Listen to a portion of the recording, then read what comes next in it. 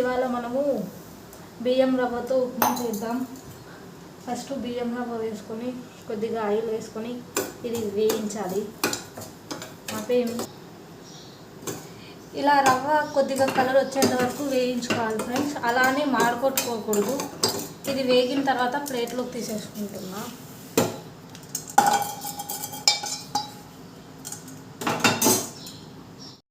ఇప్పుడు అదంతా ప్లేట్లోకి తీసుకున్న తర్వాత ఒక గంట ఆయిల్ వేసుకోవాలి ఫ్రెండ్స్.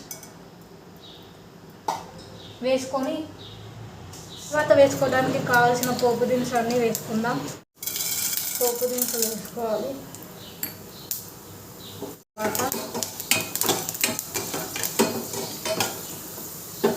అవి వేగిన తర్వాత ఆనియన్ వేసుకోవాలి.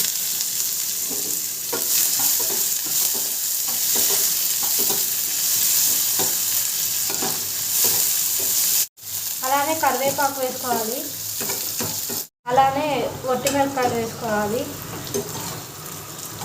ఇవన్నీ ఎర్రగా వేగిన తర్వాత ఒక గ్లాస్ రవ్వకి 2 గ్లాసులు వాటర్ వేసుకోవాలి. నేను ఒక గ్లాస్ రవ్వ తీసుకున్నాను, అందుకు 2 గ్లాసులు వాటర్ వేసుకుంటున్నా. అలానే టేస్ట్కి సరిపడా కొద్దిగా సాల్ట్ వేసుకోవాలి.